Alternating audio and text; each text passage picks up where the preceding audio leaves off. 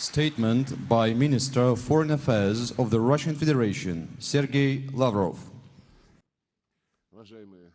Ladies and gentlemen, dear friends, it is a great honor for me to speak again at the Moscow Conference on International Security. It is gratifying that this time, too, its participants from various states came to us despite the fact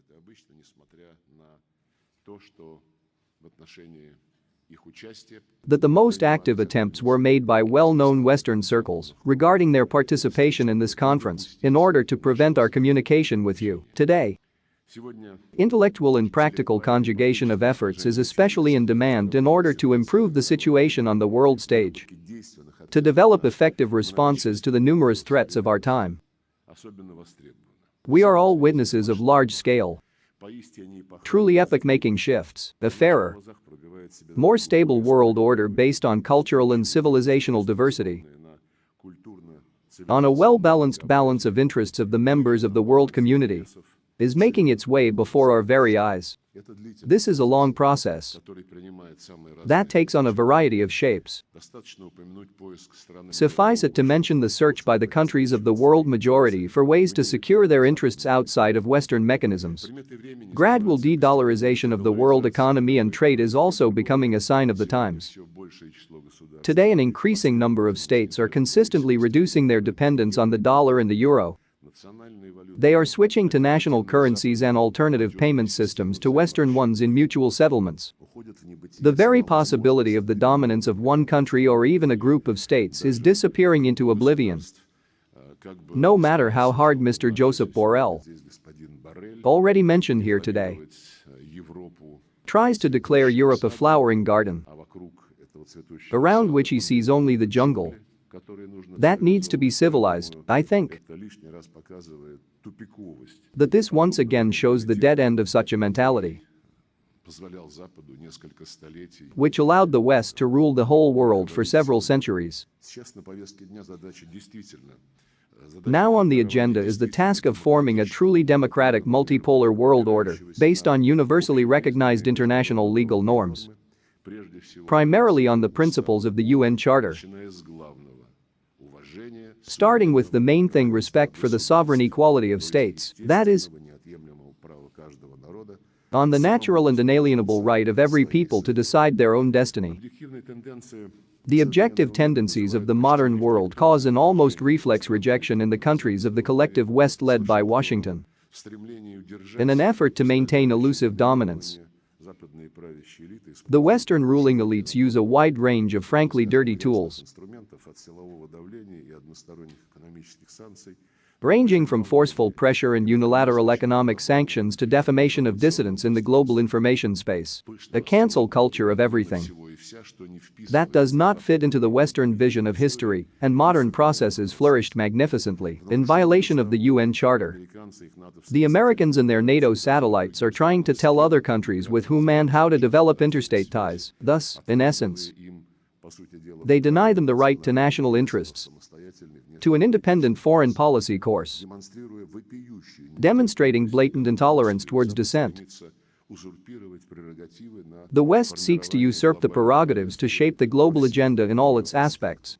In various regions of the world, Western geopolitical engineers directly provoke crisis situations according to the concept of controlled chaos, in order to then, as they say, fish in troubled waters. There is a lot of evidence for this. These are companies for the destruction of Iraq and Libya, for the imposition of separatism in Syria, and much more, of course, including the bloody coup d'etat in Kiev staged by Washington and Brussels in February 2014. This is a gross violation of such a principle of the UN Charter as non-interference in internal affairs. See how the West is now jointly reacting to the coup d'etat in Niger, demanding the restoration of democracy by almost any means, but then, in February 2014, the removal of the legitimate president through a bloody coup d'etat. A day after an agreement was reached on a settlement under the guarantees of the European Union, did not cause any negative reaction in the West at all, and, at that time, I remember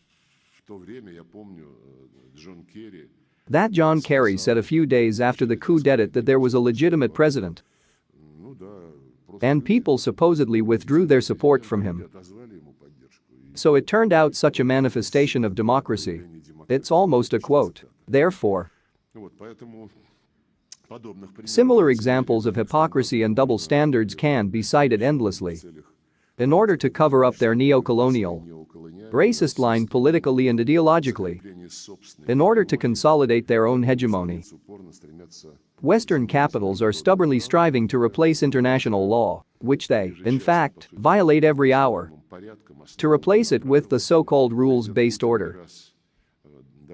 President Putin has repeatedly assessed these actions, in particular, quite recently, at the plenary session of the Second Russia-Africa Summit. He said, in general, it is not clear what kind of rules these are, who created them. It is clear that they are used by individual countries for their own selfish interests, and they are changed by them due to the political situation, and, as I said, they are trying to apply these rules in their favor, as God puts on the soul, when it suits their interests in the field of world trade, in the field of the global financial system, within the framework of international security obligations, and in many other areas of interstate communication.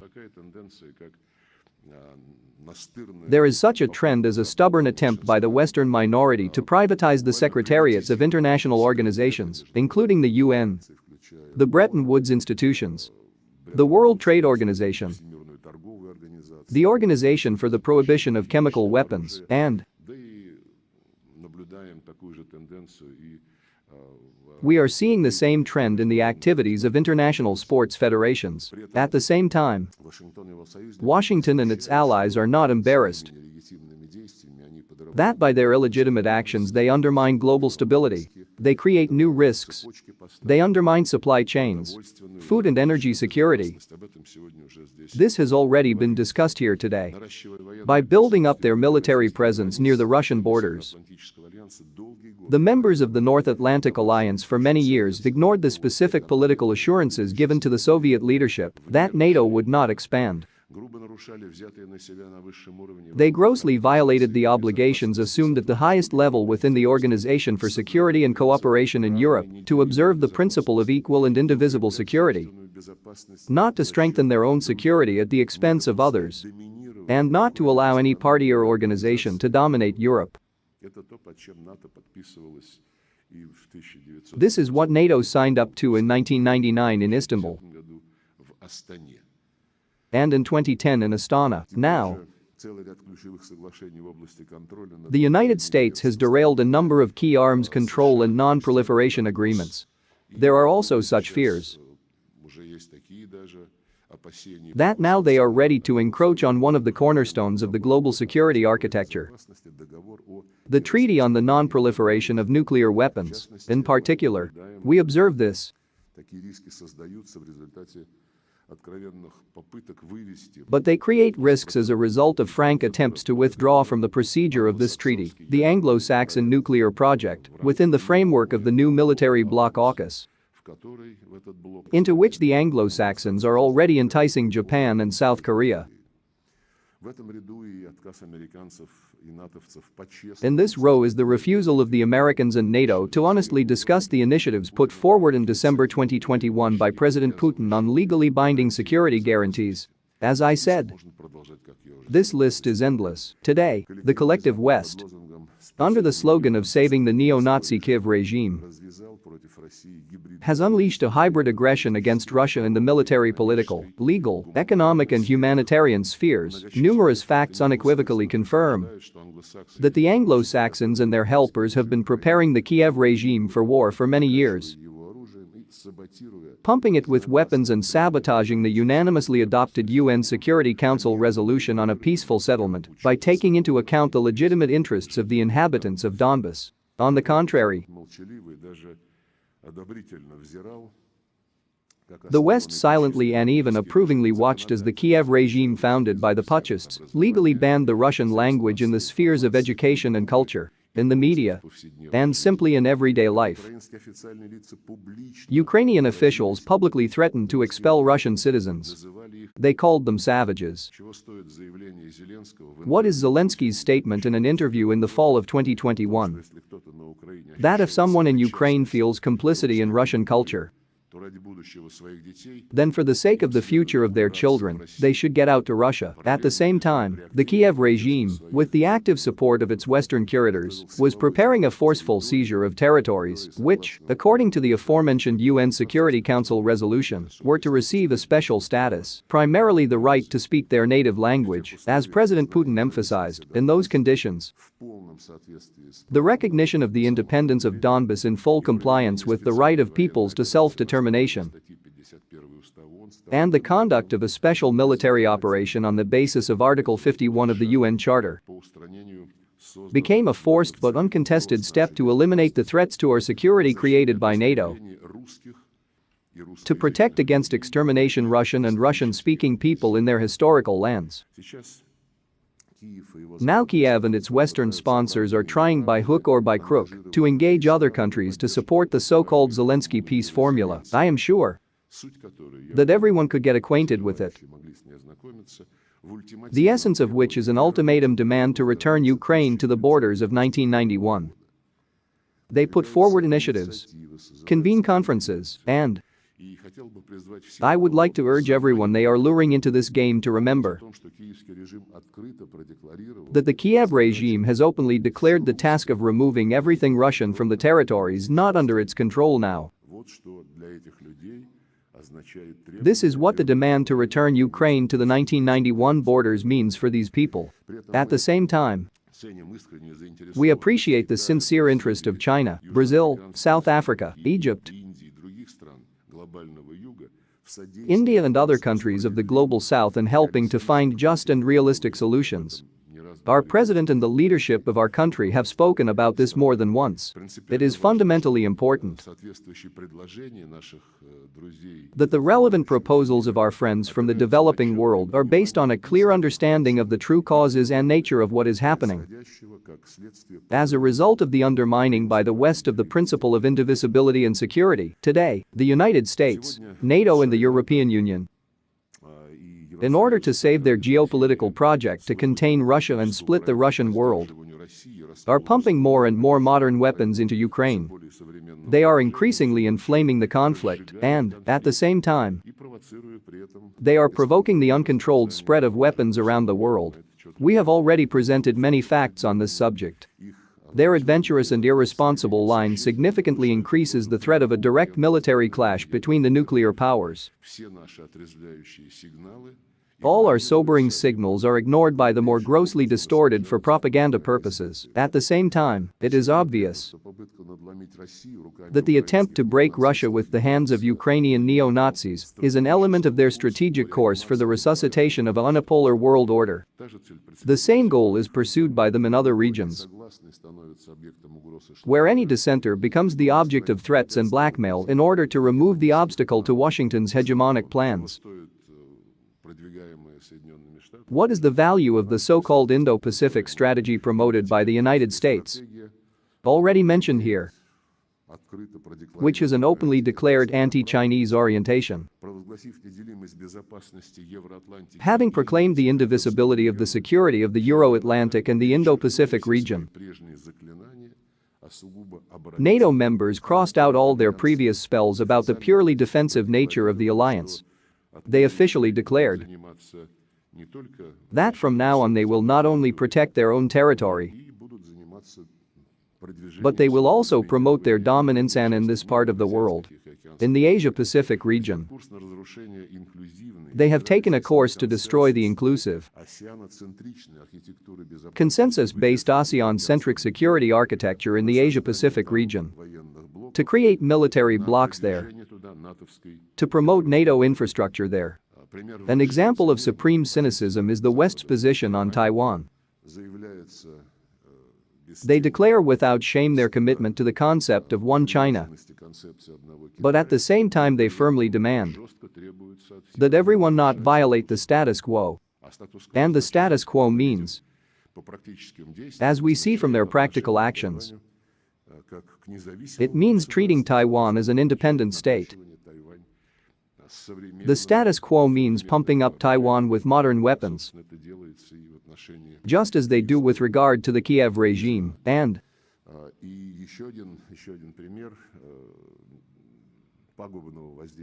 another example of the detrimental impact of the United States on affairs in this region is the constant escalation of tension on the Korean peninsula. This is pulling Japan and South Korea to its tough, negative and aggressive position.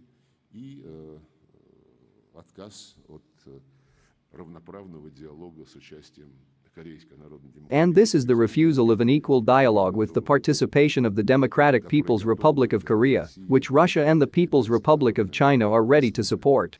In the spirit of the notorious Monroe Doctrine, the US is trying to dictate how and by what standards Latin America should live. At the same time, one gets the impression that the current American elites are considering not only Latin America, but the whole world as their backyard. US allies take this for granted, and they do their best to help their older comrade. In particular, this is manifested in the growing pressure on many states of the post-Soviet space. The Minister of Defense of the Republic of Belarus has already spoken about this today. It is unlikely that the Western ruling circles will abandon their destructive policy in the foreseeable future, but, obviously, they will not be able to reverse the course of history. The world has changed dramatically.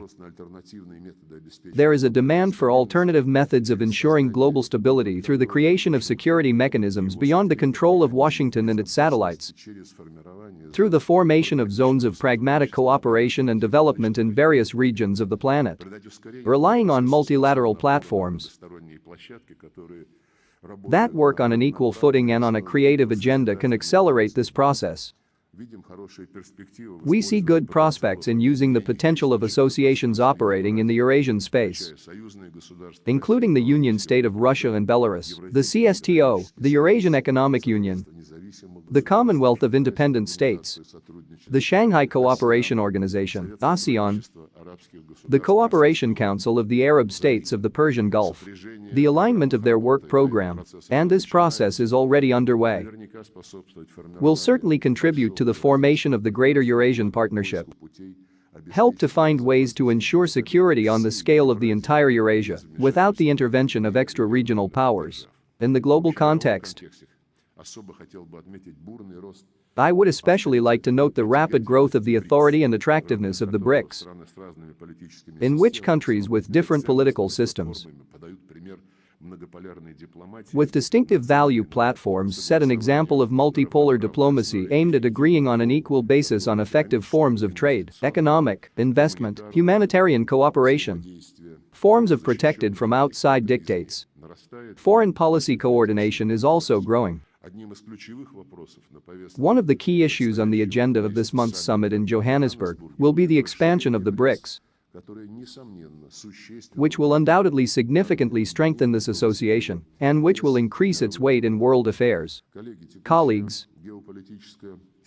the current geopolitical situation makes it difficult to put together efforts to neutralize common threats to all mankind, including the fight against international terrorism, especially against the activating organizations of supporters of jihad, ISIS and Al-Qaeda, and extremist groups associated with them.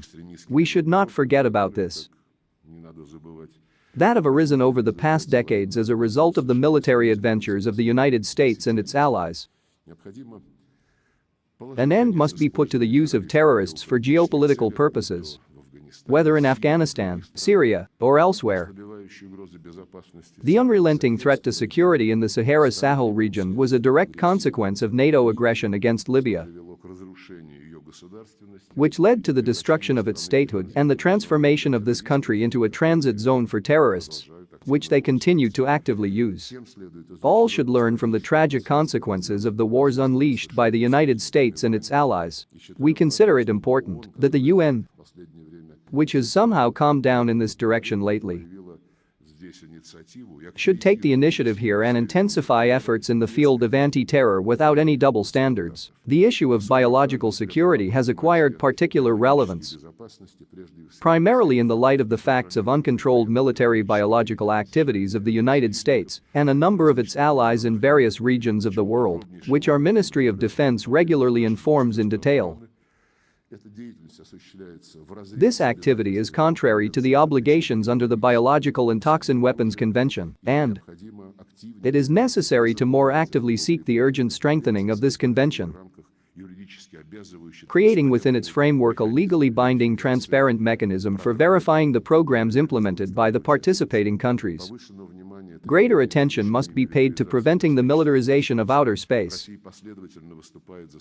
Russia has consistently advocated the preservation of outer space as a space for exclusively peaceful activities of all states on an equal basis, for the development of a legal instrument that would be comprehensive and aimed at preventing an arms race in outer space, including guarantees against launching strike weapon systems into Earth orbit.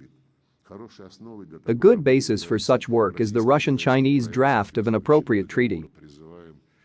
We call for increased support for it. There are growing challenges in the field of information and communication technologies. I would like to recall that Russia has submitted to the UN a concept for a future treaty on ensuring international information security, as well as a draft convention on combating cybercrime. We urge you to support and become co-authors of our initiatives. Dear colleagues, Russia will continue to work in favor of consolidating the efforts of the world community in counteracting global and regional challenges and threats. We will continue to promote a positive agenda, contribute to the strengthening of international security and stability, to the peaceful settlement of conflicts, to achieve the practical application of the principles of the UN Charter, but I will emphasize this in particular. This must be done not selectively, but in their entirety and relationships. The group of Friends for the Defense of the UN Charter, set up 2 years ago, has become a useful platform for work in this area. It was formed at the initiative of Venezuela.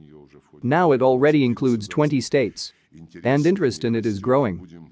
We will continue to strengthen both this association of like-minded people and other structures that work for the democratization of international relations, and, for these purposes,